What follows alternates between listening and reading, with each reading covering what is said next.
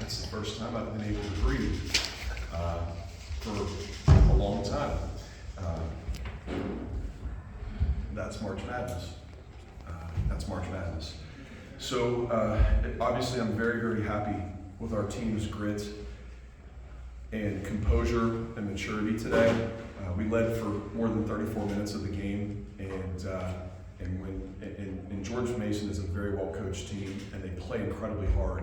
And we knew that they were going to make their run and challenge us, but we burned the ships. That's the statement. We'll open it up for questions from the student athletes, or for the student athletes, sorry.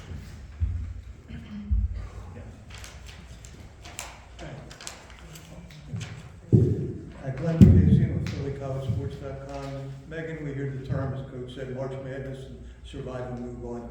What do you think it was that allowed you to keep your composure and hold on to the end? I think just with the group we have, we're such a veteran group. So we've been in this position a lot of times in our non-conference schedule and some conference games. So we've been prepared for this moment, and you know, when it's time to shine, I think we have that group to pull through, and we did today. So I'm really proud of our group. Lamont Thomas, Legacy Maker Sports. Megan, I just wanted to ask you, a lot of people are looking for you to be very aggressive offensively. You took your time today. You found good shots for your team. Can you talk a little bit about the pace, both in the first half, you guys were raining on the threes, versus the second half, where you guys went to the basket a little more? Yeah, I think the biggest thing for me is not to force it, just let the game come to me. And if that's getting my teammates involved first and then knowing my shot will open up later on, I'm perfectly okay with that.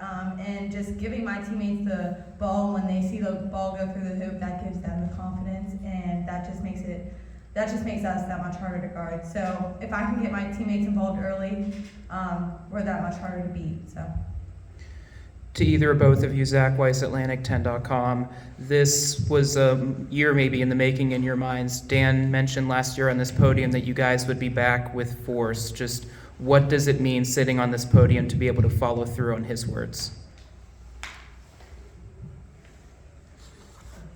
I mean, I think it means everything. As Megan said, we're a veteran group. I think we're the most connected we've been all year, and you know, we won it. And so we're gonna go out on the court, and we're playing for each other, we're playing for our coaches, and you know, this means a lot to us, and we're gonna give it our all. And I think we've proven that, so we're ready. And I think it just goes to show how much volume this speaks, because I don't know if you guys know, but when we played George Mason, one of the first conference games we lost by 30. So now there's obviously a different outcome. So I think that just goes to show how much we've grown this year, and I'm just really proud. I'm really proud of my team and my coaches, and I'm just really glad to still be playing.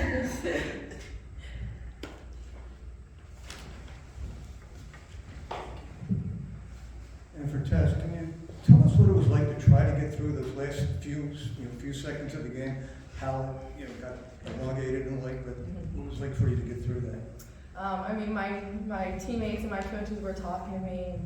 We just had to focus on getting that one stop, and I mean, obviously I had that terrible turnover, and but I couldn't change it. It was what it was, and so we just had to keep moving forward and get that stop. And that 1.2 seconds felt like 20 minutes, but we did it, and we fought through it. And so thank you to my teammates and my coaches for keeping my head in the game.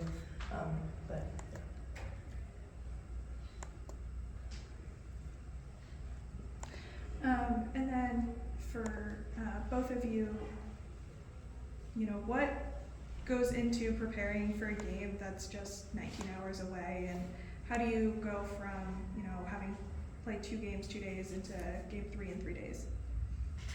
I think the biggest thing is we're mentally in the right headspace right now, so we have to focus on just recovery and doing some rehab, and then we've seen Richmond twice already, so the scout's pretty familiar. We'll just adjust a few things, and we'll be ready to go tomorrow. Yeah, same thing that Megan said. I mean, Coach Ball always says we're going to make physical mistakes, but it's the mental mistakes that we just cannot afford. So I think we are in a really good headspace right now, and it's just a matter of getting our scout knowing it, as Megan said, I mean, we just played Richmond, so we had to go out and we have to execute. Chris Powell, Couch Coach Live. Congratulations on the win. Tess, you led the way with 12, and Megan, you had 8. Just prospectively, your thoughts on each individual performance. Your thoughts on your individual performance part. I mean, I think everybody contributed, offensively and defensively. Amaya, I think her defense on number 4 was outstanding, her length, and we just all we all contributed. Journey came up big for us in the fourth quarter. We really needed that spark. PJ, everybody. Yeah, I mean, basically what Tess said, you know, Precious and Yanni, they both gave us really good minutes today, and, you know, with them fouling out, our guard play stepped up big, you know, Journey came up big in the fourth. She got a couple steals and huge rebounds for us. And then Amaya, you know, she's a force on defense just because she's so long, she's able to pretty much guard 1 through 5 out there. So, you know, it's really nice when you have a lot of contributions from a lot of people. We've talked all season about the ebbs and the flows and the end of game. You mentioned it earlier, but specifically as you try to slow your heartbeats down in the biggest game of the season, what are you doing to just pump each other up and make sure you're play ready? I think just stay calm and just play our game. I mean, we've been doing this for how long? So we just gotta keep our composure and just remember where it all started back in June. And I think we really attest to that because back in June we were beating each other up basically, and it got so competitive to the point where we were so excited to finally scrimmage another team so we could all play together. But so yeah, now I think it's just digging deep and finding it within ourselves and having the confidence in each other. And I think we really had that tonight or today. Right, yeah. I mean, I think we were definitely prepared for this moment. Every day in practice, we were focusing on getting one stop at a time and realizing that nothing's given to us. And so, you know, we got our one stop, and that's all we needed. So we're happy. Any final questions for the student athletes? Ladies, congratulations. Thomas Lacey for Sports. I wanted to ask you about what you got from your bench. You know, Tess hit on it. Talking about the guard play that came in. You guys won foul trouble. They believe you outscored Mason. I think it was something like 23 to 17 or 23 to 7 and bench points. Just what did you get from your reserves today? We did outscore them, our bench 23 to 7, and that's a really revealing statistic because I believe that Mason is one of the top scoring benches in the country, and you know, we dominated that stat today. You know, we do it with a lot of different people. Today we only played 8, but you know, Nay Bernard came in and started early in the game and hit that long 3, and every time she throws it up there from 30 feet, you know, she's kind of like a little bit like Curry. You feel like it's going to go in because she's the hardest working player I've ever coached in 27 years of Division I basketball. But then she missed 2 assignments defensively, and her height gave us a little bit of issue defensively. And so we went with Journey, and you know, Journey in that third and fourth quarter was outstanding. And we call her Journey the Jet because I don't know if there's a faster player in the Atlantic 10. She is incredibly fast. And so if you get her in the open floor, it's very, very difficult to stop her, and I feel really confident when she has the ball in her hand. We tried to run a flat ball action with her, and it didn't really work late. You know, you had Precious come in, and Precious had 11 and 6. It was outstanding today. I thought our post play gave us 16 and 12 because we played Precious and PJ almost 40 minutes exclusively at the 5. And when you get 16 and 12 from your center, that's a really good day. And PJ led that way, but both her and Yanni were absolute Vikings today. Not Warriors, Vikings. Dan, Zach Weiss, Atlantic10.com. I do have to ask you, you used last year's GW game as a motivational tool, just the inability to make those threes. Just how much was remembering that century mark that Mason put against you on your mind? Did you use that as motivation? I barely remember the game from George Washington last year. When we left that gym, certainly there was a sting, but you know, you move on from that very quickly. Today, not one time did anybody talk about how they dropped 100 on us. And I think outside of UConn, I don't think I've ever had 100 dropped on me. They played an incredible game against us in January. But when you look at the stats and you look and see what happened in the first quarter, we actually had a lead. I think we won the first quarter like 27-25. They made some adjustments in going to their zone that caused us a lot of problems, and me in particular, did not handle those adjustments well, and that's what cost us the game. And they played crazy good. And I think the world of George Mason. I think they're really well coached, and I think they got players that play incredibly hard. I'm very proud of our kids today to get this win.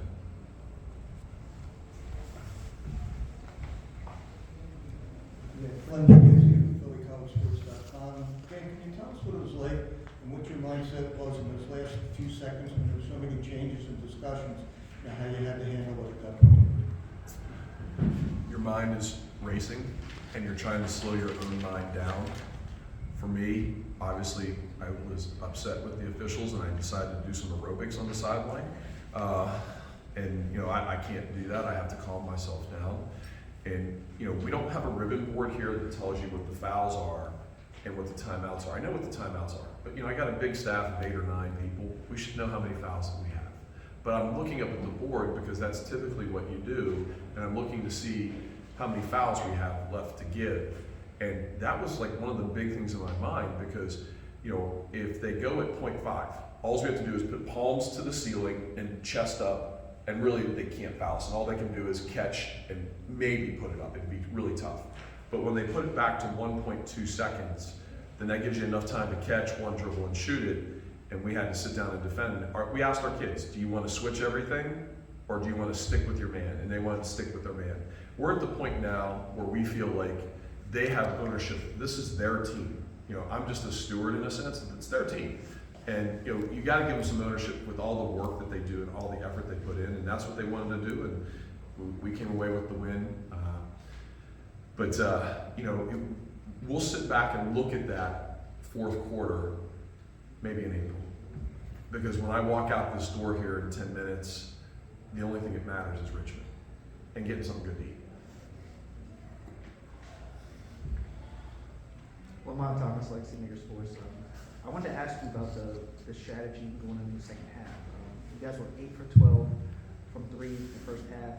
In the second half, you guys looked like you made it a point to go in the paint and get some buckets in the paint. Can you talk a little bit about when you said to them at halftime and how that transitioned on the court? Well, George Mason went to a zone that caused us a lot of problems, and we were not getting any kind of cutters or any kind of movement through the zone. And when you have really strong cuts through a zone, that tends to distort the zone. And we didn't have that. We were 5 around the arc or 4 around the arc with 1 post player. And so we thought we could run our 41 action, and we thought we could run dribble drive against it a little bit, just to get some cutters through the lane and get movement through the lane. And so we talked about doing some of that at halftime, and we wanted to stay the course defensively. We had given up 28 points, and we felt really good about how we had defended pretty much. We gave up a shot or two that, on a missed assignment, but overall to give up 28 to a great team like that, you feel pretty good. But we really wanted to get movement against the zone, and then we wanted to find post touches, especially off of strong rolls to the basket and not short rolls or pops. Chris Powell, Couch Coach Live. Congratulations on the win, Coach. I know you've caught some wind, caught your breath. Now the focus is Richmond. What's your initial thoughts on your matchup tomorrow morning? Well, we're 1-1 against Richmond, and there's a reason why Aaron's the coach of the year in Atlantic 10. He has built that program, and they're outstanding. They're almost like a machine in how they play. They're interchangeable. Other than the point guard, they're virtually interchangeable. And so I'm not going to give away a whole lot. We've already prepared for this. If you don't do your advance work, like you can't go back right now and do advance work. It already has to be done. So our advance work has been done. The only thing that we do is when we watch them this morning to see if we can pick up any verbal calls or cues, or if there's anything that we can check off against what we already done that may be a little bit different. They are who they are. They don't change a whole lot. We expect them to be who they are tomorrow. And I'll have to go and get some shoes because Aaron had some really sweet shoes on today. I'll have to up my shoe. We do have time for just one more question. Oh, I got it all day. Natalie Hebron with the next. 19 hours until game time. But what are you most proud of your team for today? The composure and the maturity of this group is outstanding, and how they have the will to win for one another is outstanding, and that's shown in their effort. The underclassmen want to honor the people that are graduating by playing as hard as they possibly can, and those seniors don't want their season and their careers to end, because our starting 4 and 5, Maya Hamilton, can play professional basketball, but she's a PA, and she's going to make more money being a PA. And then Yanni Townsend, who's our starting center, is finishing up her doctoral work in occupational therapy. So this is it. And so there's a sense of desperation where the water line is here and their nose is right above it, and they're going to do everything they can to win. Thank you, Coach. I didn't get anything from the guru. The guru didn't ask me anything. Hey, He'll walk with you in the hall. I'm sure. Hey, appreciate everyone supporting women's basketball.